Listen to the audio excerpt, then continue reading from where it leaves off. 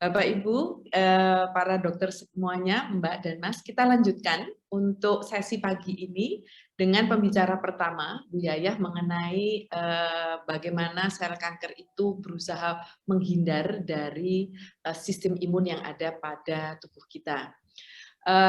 Perkenalan sedikit, ini Bu Yayah mungkin mulai bergabung di histologi itu tahun berapa ya Bu Yayah? 2000 ya? 2000 dan juga memulai studi mengenai kanker ini tahun 2000 juga, lulus dari N2 S3-nya dari Belanda. Ini secara kebetulan kok saya lihat yang berbicara di sini semuanya hampir sebagian besar lulusan S3-nya adalah Belanda.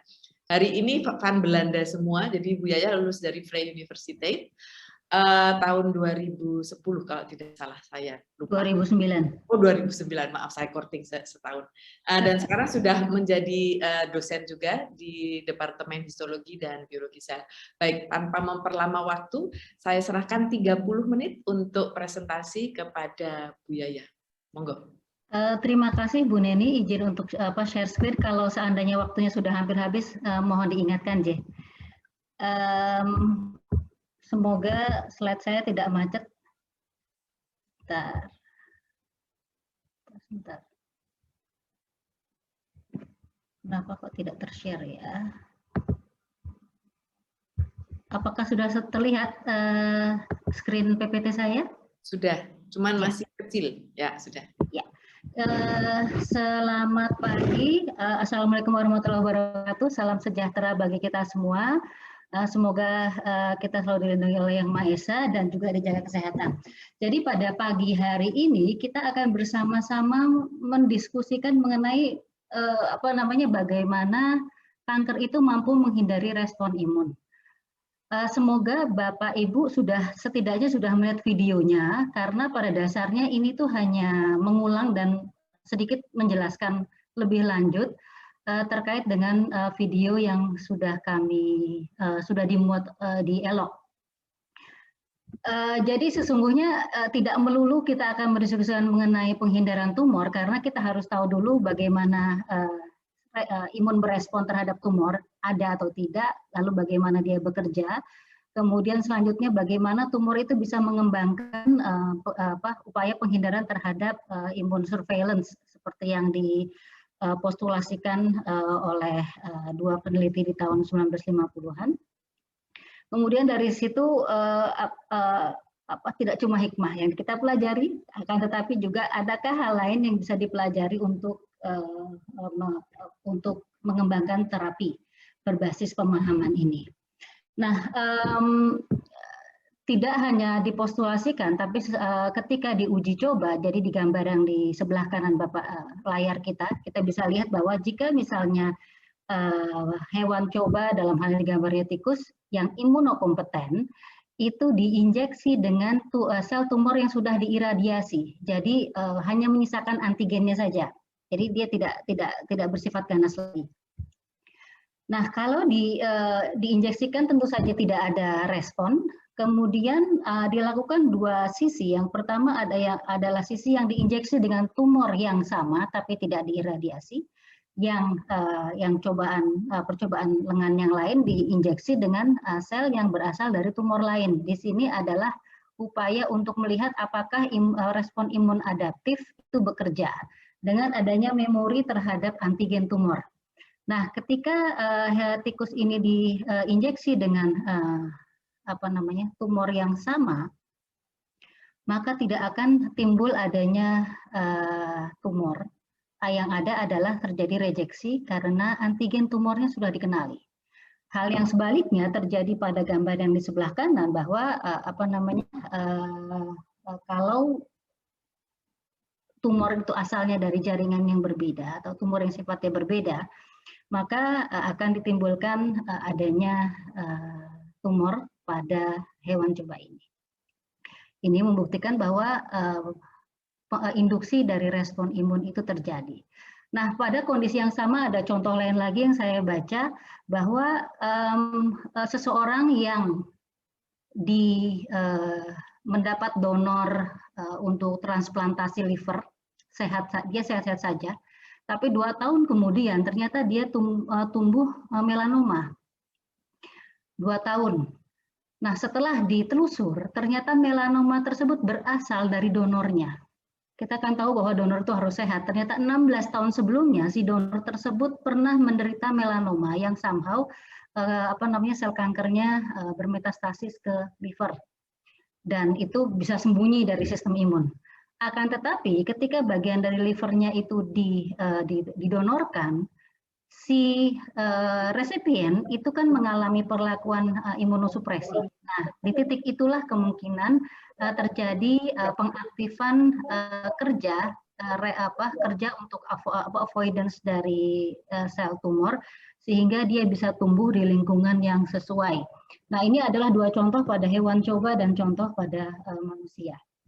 Nah, kita akan melihat serupa seperti halnya yang disampaikan di video bahwa dan juga yang telah Bapak Ibu pelajari selama 2 minggu terakhir bahwa secara umum sel tumor itu berasal dari antigen diri yang mengalami perubahan. Nah, yang dikenal sebagai self antigen. Ada dua kondisi. Yang pertama adalah tumor associated antigen dan yang kedua adalah tumor specific antigen. Tumor associated antigen itu seperti yang contoh di sebelah kanan ini ada berbagai macam kelas. Akan tetapi pada dasarnya dia itu berasal dari antigen diri, ada di kondisi sehat, tapi dia mengalami perubahan. Entah itu overekspresi atau mengalami perlakuan pasca translasi yang berbeda, atau diekspresikan di jaringan yang berbeda, atau dia mengalami diferensiasi yang berbeda juga. Sementara tumor spesifik antigen atau dikenal sebagai neoantigen itu tidak diekspresikan di sel yang sehat, tapi dia hanya diekspresikan di sel yang tumor, seperti misalnya protein dari onkoviral, misalnya yang seperti yang Anda pelajari minggu lalu, HPV protein E6 dan protein E7 yang sesungguhnya bisa menjadi target dari respon imun. Nah, karena adanya pengenalan terhadap tumor associated antigen atau tumor specific antigen, antigen-antigen ini itu menjadi bahan yang digunakan dan dikenali oleh dendritic cell, dalam hal ini dia yang lebih banyak berperan sebagai antigen presenting cell. Dan pada proses pengenalan ini, dendritic cell mengalami maturasi. Jadi mengalami perkembangan dari sel yang sifatnya immature dendritic cell, setelah dia berikatan dengan antigen, dia akan mengalami maturasi dan memiliki kapasitas untuk memproses antigen tersebut dan mempresentasikannya kepada sel imun adaptif. Akibat dari jadi dari slide ini kita bisa melihat mengapa sel tumor itu dikenali oleh respon imun. Nah, ini yang sudah Bapak Ibu lihat di slide yang sudah kami bagikan, bahwa ini adalah pengecetan imunohistokimia untuk mengamati adanya ekspresi MHC kelas 1 pada karsinoma prostat. Mohon maaf, ini ada yang bocor. Halo. Akibatnya, kita tahu bahwa MHC kelas 1 adalah molekul yang mempresentasikan antigen, dalam hal ini antigen tumor, di atas di permukaan sel tumor itu sendiri, dan dipresentasikan kepada reseptornya di permukaan sel T sitotoksik. Nah, kalau seandainya tidak ada MHC kelas 1, berarti tidak bisa terjadi eliminasi oleh T sitotoksik. Nah, ini mulai tidak bekerja. Sebentar. Mohon maaf.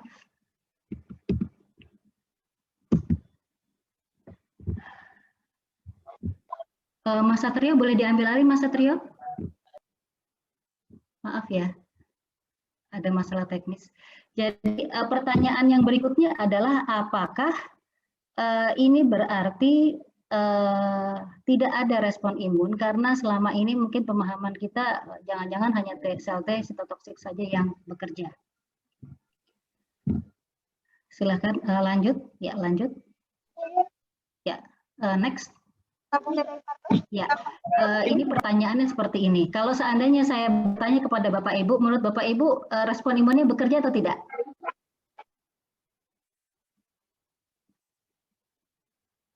Bu Leli? Bu Leli yang rajin biasanya jawab. Ini kalau yang bukannya kalau imunohistotnya kalau yang coklat itu yang ini Bu ya, yang positif ya. Ini sudah sedikit ya Bu ya yang. Iya, lagi pula dia dia di area interseluler. Harusnya kan dia di area seluler Di dalam ya. Seandainya ini sebagian besar itu tidak. Sel tumornya itu harusnya mengekspresikan MHC kelas 1. Tapi ini tidak ada. Apakah ini berarti tidak ada kerja respon imun?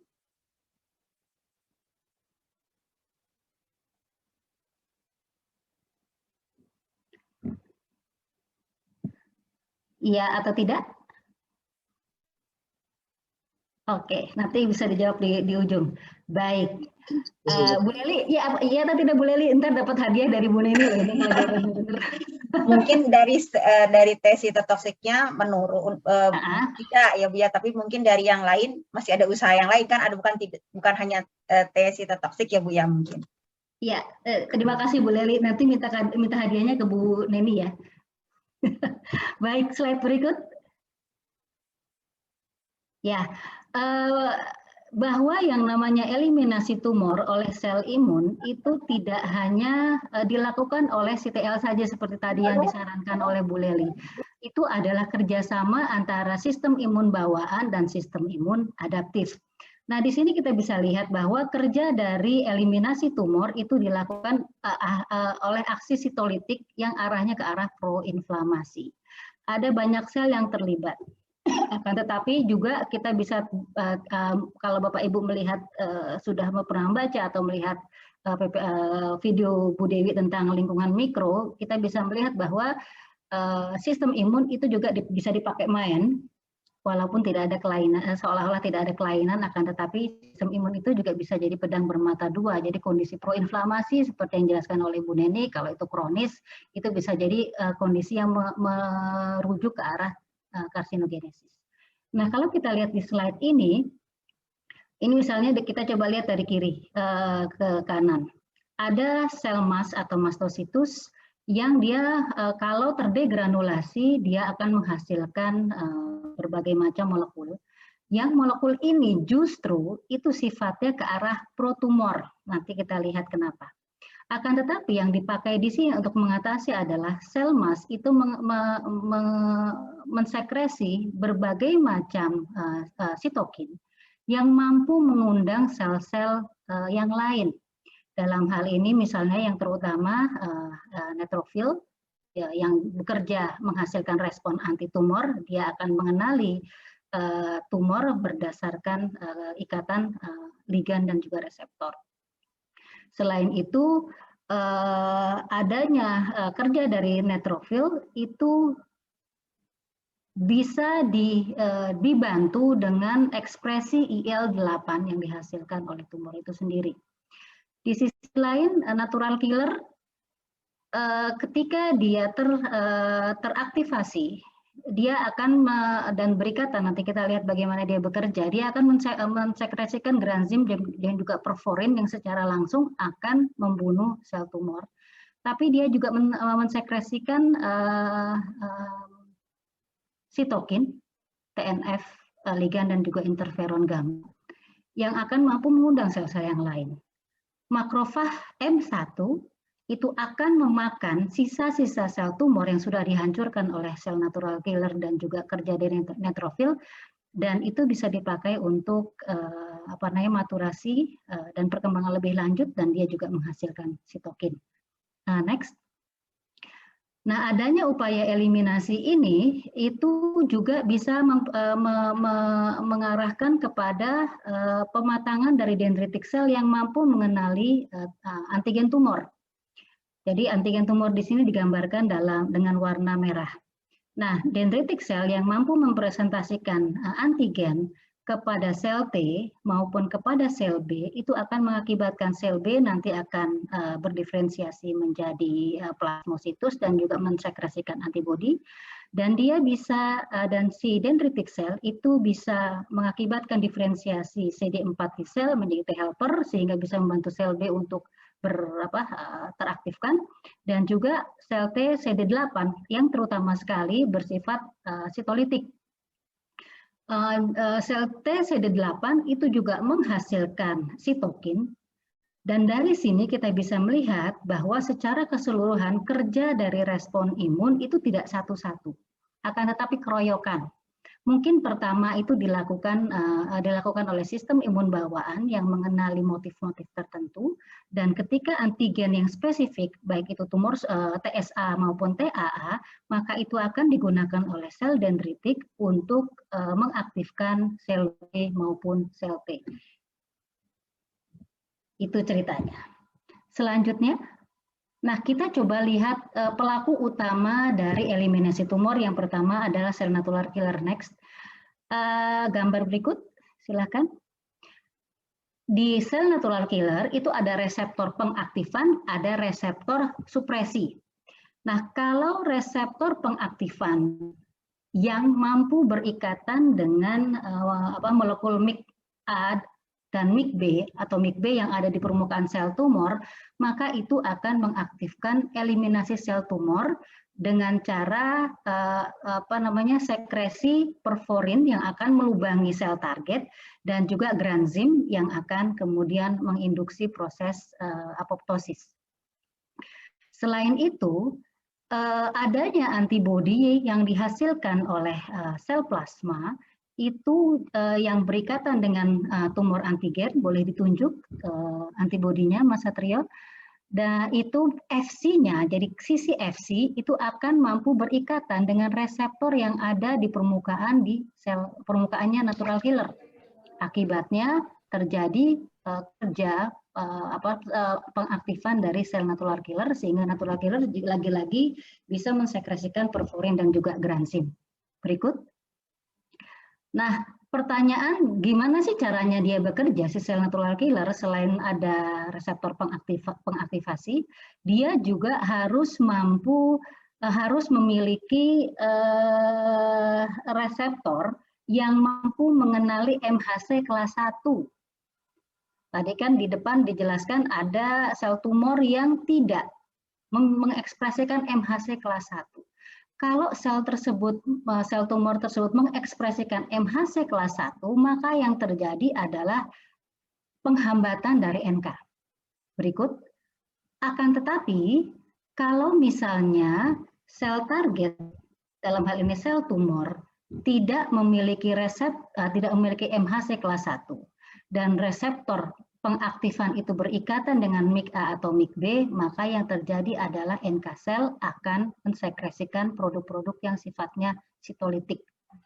Jadi untuk menjawab pertanyaan pengecetan imunohistokimia tadi, kalau seandainya sel target tidak mengekspresikan MHC kelas 1, pertanyaan berikutnya adalah apakah NK sel itu bisa berikatan, ada ikatan antara reseptor pengaktifan dengan targetnya di permukaan sel tumor.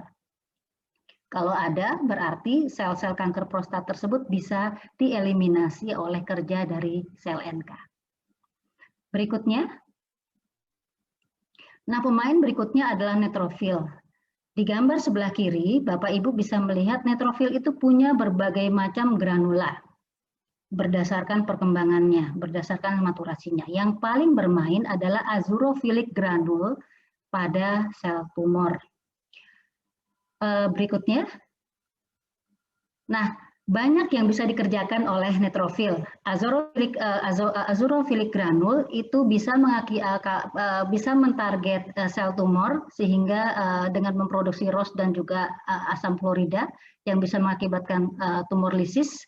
Dan juga apoptosis juga akan diinduksi dengan mengaktifkan jalur trail. Selain itu, sama halnya seperti pada NK sel, kerja dari antibodi yang mengenali tumor antigen di FAB-nya, dia kemudian akan berikatan dengan Fc yang ada di permukaan dari neutrofil sehingga neutrofil akan melepaskan granul-granulnya sehingga sel tumor akan lisis. Dengan bantuan sel-sel PMN yang menghasilkan GCSF dan juga TNF alfa, maka sel neutrofil itu bisa lebih aktif mengeliminasi sel tumor.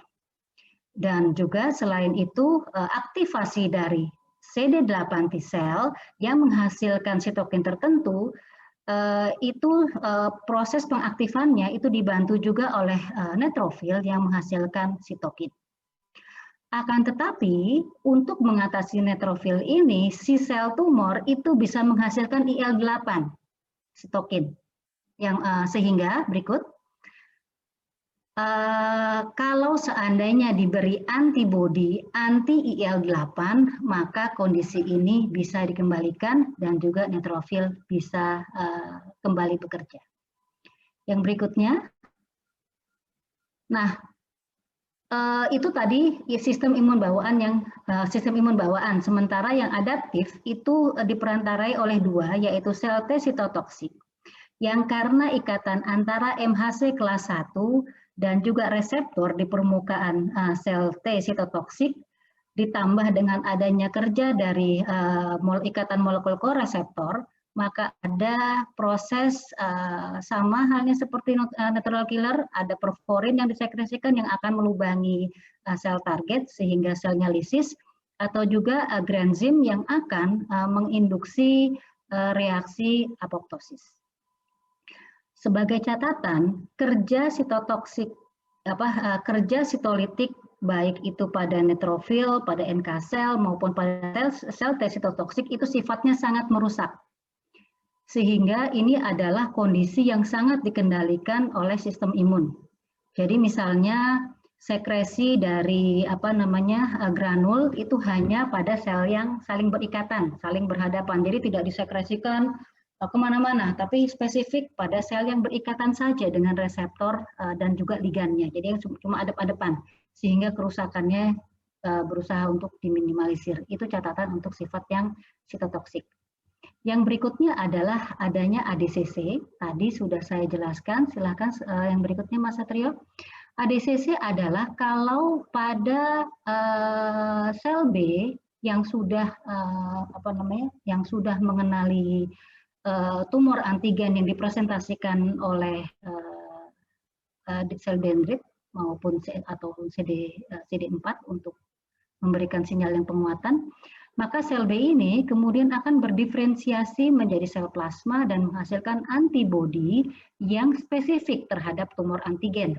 Akibatnya berikutnya, kalau misalnya di gambar ini adalah yang kuning ini adalah sel tumor yang ada antigennya dikenali oleh antibodi, akibatnya antibodi melekat dengan erat di sisi FAB-nya, maka di FC-nya itu ada reseptor untuk pengikatan NK sel.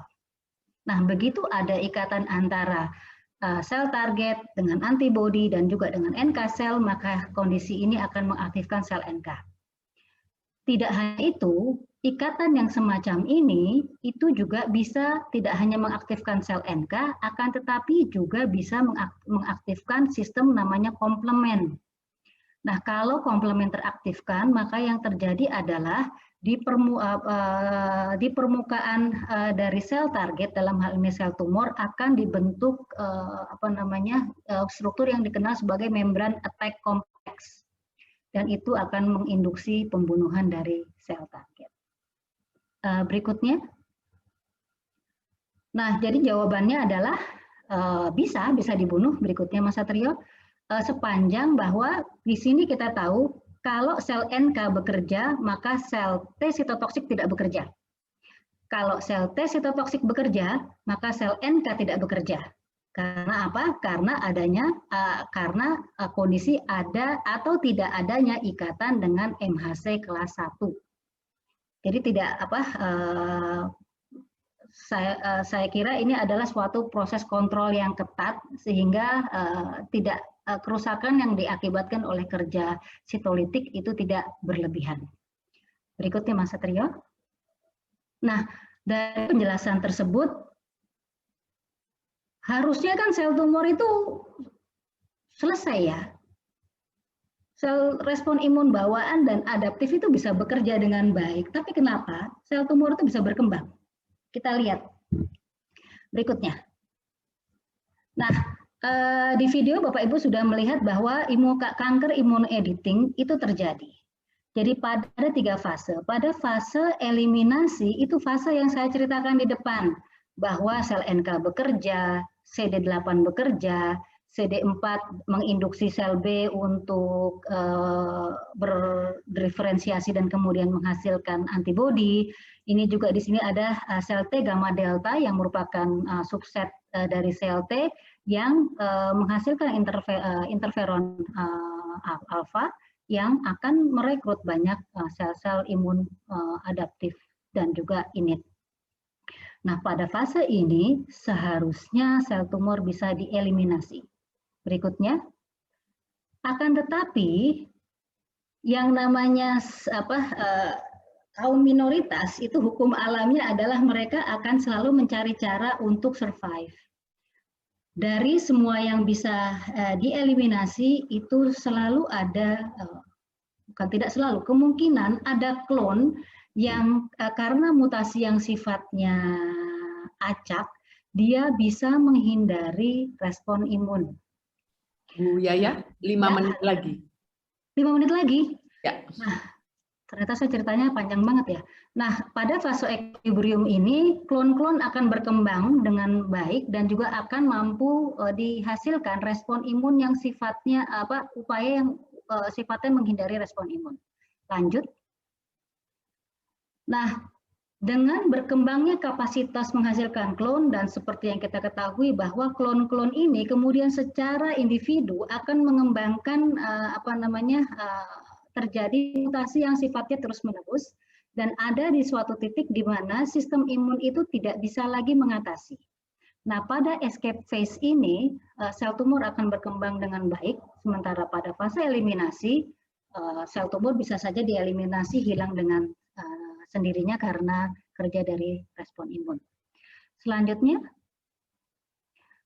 nah kalau kita lihat dari sistem imun adaptif, mulai dari 1 sampai 7 sistem imun adaptif itu mulai dari pengenalan antigen oleh dendritic cell, kemudian ekspansi dari sel T, kemudian sel T yang sudah berekspansi bisa pindah melewati dari nodus limfatikus menuju ke area yang ada sel tumor. Maka bagaimana dia cara menghindari si sel tumornya? Yang pertama adalah, silakan. Yang pertama adalah, Mas Satrio silakan. Yang pertama adalah antigen itu mampu diekspresikan dengan jumlah yang sedikit atau sangat very low antigenic sehingga tidak dikenali, tetap dikenali sebagai self. Yang kedua adalah tumor itu bisa mengembangkan cara sehingga dia tidak dikenali oleh dendritic cell, akibatnya dendritic cell tidak bisa mengalami maturasi dan sehingga tidak berfungsi dengan baik untuk mempresentasikan antigen. Yang berikutnya adalah sel T itu tidak hanya bergantung kepada ikatan antara MHC dengan reseptor, tapi juga bergantung kepada co-reseptor dalam hal ini CD28. Itu bisa dihambat sehingga tidak terjadi pengaktifan. Yang berikutnya lagi adalah kalau seandainya sel T ini bisa tumbuh dan hidup. Kalau pada sel tumor seperti yang dijelaskan oleh Bu Susan bahwa jika angiogenesis VEGF itu dihasilkan banyak, adanya penghasilan VEGF yang berlebih itu akan mencegah sel T untuk trafficking dan juga diekspresikannya endothelin B reseptor itu akan mencegah sel T untuk masuk ke jaringan target. Yang berikutnya adalah bisa saja antigennya itu ketika di dalam sel tumor dia tidak bisa diproses dengan baik sehingga tidak bisa dipresentasikan oleh MHC kelas 1. Ada antigen tapi presentasinya nggak baik sehingga tidak terjadi pengenalan. Yang terakhir adalah bisa saja walaupun sel T-nya sudah berjalan dengan baik, akan tetapi sel tumor memodifikasi lingkungan dan menekan kerja dari sel T itu sendiri. Berikutnya Mas Satrio. Nah, kalau sistem imun bawaan itu dijelaskan oleh Bu Dewi pada videonya terkait dengan polarisasi M1 jadi M2, sel T kemudian jadi Treg, sel D dibuat tidak bisa mature. Akan tetapi yang berikutnya mastositus dalam hal ini, mastositus itu menghasilkan histamin yang merupakan faktor proangiogenik yang juga sesungguhnya bisa menjadi cara bagi sel tumor untuk menghindar respon imun. Berikutnya Mas Satrio. Ya, lanjut. Cara untuk menghindari kerja dari NK sel adalah dengan kerja epigenetik. Akibatnya tidak ada ekspresi dari MIP-A atau MIP-B sehingga tidak ada pengaktifan. Yang berikutnya yang dikerjain adalah interferon gamma berikutnya yang dihasilkan sehingga sel NK tidak teraktifkan. Berikutnya Mas Satrio. Lanjut. Nah, sel tumor itu bisa mensekresikan Treg. Akibatnya dia bisa mensupresi kerja dari sitotoksisitas. Yang terakhir, nah MIC-A atau B diekspresikan, akan tetapi kemudian disekresikan. Akibatnya adep-adepannya itu nggak bisa ketemu dengan baik, dia disekresikan ke lingkungan sehingga tidak tertangkap oleh reseptor di permukaan sel NK. Lanjut. Maaf Bu Yayah, waktunya sudah habis. Waktunya sudah habis, saya minta 2 menit bisa Bu Neni? Monggo. Jadi pendekatan-pendekatan yang bisa dilakukan adalah yang pertama, jadi bisa dengan terapi gen, misalnya kalau MHC kelas 1 tidak dihasilkan, kemudian dimasukkan gen untuk HLA sehingga kerja dari MHC kelas 1 bisa direstorasi. Yang berikutnya, bisa dengan adoptif T-sel terapi di mana sel T-nya diambil, dikultur, kemudian diperkenalkan dengan antigen di luar, dimasukkan lagi kepada target. Itu juga terjadi pada dendritic cell, seperti halnya sekarang diperkenalkan untuk vaksin Nusantara. Jadi kerjanya seperti itu. Yang terakhir adalah kerja dari antibodi. Lanjut, Mas. Lanjut, Mas. Bisa slide berikut. Ya, antibodi itu bisa bekerja dengan berbagai cara. Dia bisa memblocking reseptor, misalnya reseptor untuk EGFR, atau mencegah ligannya HER2, atau mencegah adanya pengaktifkan dia kemudian menginduksi pengaktifan ADCC, atau menginduksi pengaktifkan komplement, dan juga menginduksi kerja dari makrofag. Contohnya misalnya pada ipilimumab, overekspresi CTLA4 itu bisa dicegah dengan memberi antibodi anti CTLA4. Akibatnya sel T bisa teraktifkan. Yang terakhir, atau juga dengan menggunakan PD-1 inhibitor. Akibatnya kita tahu bahwa kalau PD-1 itu dihilangkan, maka sel T bisa bekerja lagi. Dan yang terakhir, kalau kita ingin dengan neoantigen, pengetahuan kita tentang E6 dan E7 itu bisa menjadi bahan untuk pengembangan vaksin. Dan vaksin anti HPV itu berdasarkan fase 4 clinical trial sudah memberikan kemanfaatan yang baik. Terima kasih untuk waktunya Bu Neni. Mohon maaf Bapak Ibu, ternyata saya tidak bisa menepati waktu dengan baik. Silakan Bu Neni. Ini pertanyaannya. Terima kasih Bu Yayah. Ini sudah ada beberapa pertanyaan, akan saya bacakan ya Bu Yayah ya. Yang pertama ini dari Maya, dari Unisba. Pertanyaannya adalah, ada respon imun terhadap tumor yang melibatkan proses ADCC saat class switching itu yang diproduksi oleh sel plasma itu jenis imunoglobulin yang mana? Ya, terima kasih. Imunoglobulin yang bisa dihasilkan adalah IgG maupun IgA, akan tetapi yang paling banyak itu adalah IgG 1 untuk ADCC. Oke, bagaimana Mbak Maya atau Bu Maya?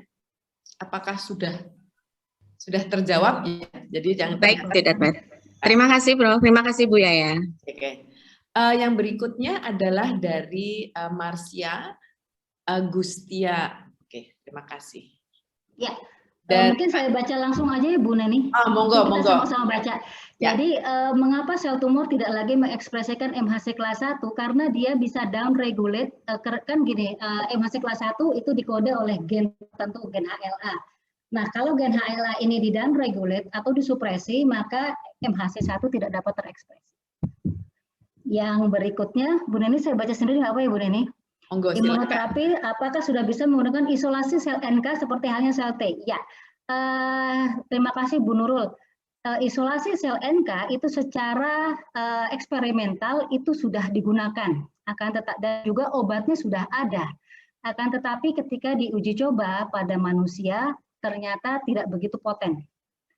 Sementara terhadap sel dendritik itu sudah digunakan biasanya kalau untuk adoptif terapi itu adalah pilihan terakhir ketika terapi imunologi yang lain tidak bekerja. Itu Bu Neni, 3 pertanyaan untuk saya. Terima kasih. Mungkin tadi yang bertanya Mbak Marcia dan Mbak Nurul, apakah sudah menjawab pertanyaan ataukah masih akan ada yang ditanyakan lebih lanjut sehubungan dengan pertanyaannya tadi? Atau baik, ya, Bu Neni. monggo Berarti silakan. untuk sel NK sampai saat ini memang sudah bisa diisolasi dan sudah bisa secara aplikasi klinis ke manusia, Bu Yaya, apakah sudah digunakan sehingga tadi diketahui kurang puput tadi, dan di mana yang sudah dilakukan, Bu Yaya? Terima kasih. Jadi pada adoptif T-cell terapi itu darah, entah itu dari perifer atau dari sumsum tulang diambil, kemudian diisolasi, mau sel T, mau dendritik, mau NK sel, kemudian diperkenalkan dengan antigen, kalau kasus sel dendritik atau sel T.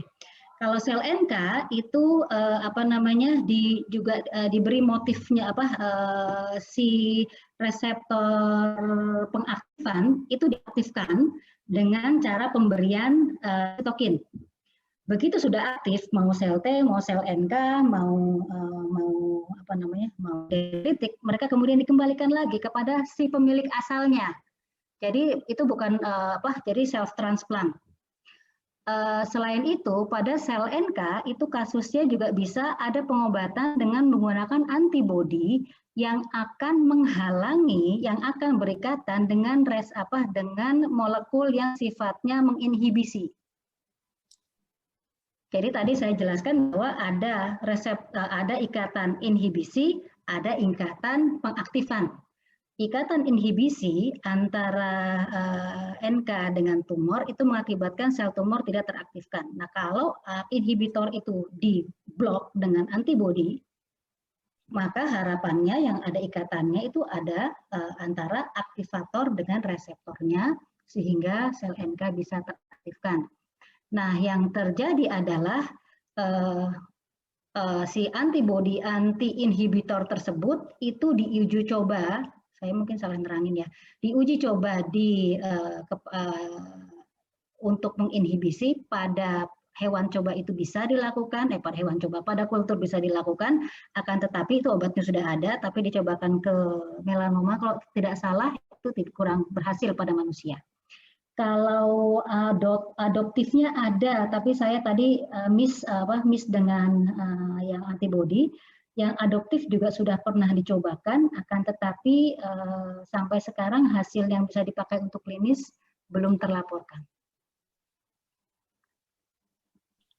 Bagaimana Bu Nurul? Terima kasih Bu Neni, Bu Yaya. Terima kasih Bu Nurul. Ya, ini ada sambungan dari Mbak Marcia kelihatannya. Ini apakah diketahui apa yang menyebabkan down regulation dari MHC kelas 1? Ya, ini artinya kembali lagi ke kuliah di minggu pertama ya. Jadi yang namanya saya termasuk yang meyakini bahwa yang namanya adanya mutasi yang mengakibatkan perubahan sifat dari sebuah sel itu sifatnya seperti domino efek. Jadi kalau ada mutasi yang satu, misalnya mutasi yang terkait dengan dengan proliferasi, tentu saja selanjutnya adalah bagaimana ya cara saya untuk menghasilkan energi yang besar sehingga proliferasi saya yang berlebih itu bisa dapat supply yang bagus, sehingga arah klon-klon yang menuju ke arah deregulasi energi terjadi. Kalau saya besar, harusnya saya nggak kelihatan sama sistem imun sehingga saya bisa tetap besar. Nah, yang akan terpelihara, jadi mungkin kita bisa diskusi bareng ya Bu Neni, bahwa yang terpelihara adalah klon-klon yang bisa menghindar, yang misalnya mendown regulasi MHC kelas 1, sehingga oleh T-cell saya tidak kelihatan. Itu juga bisa.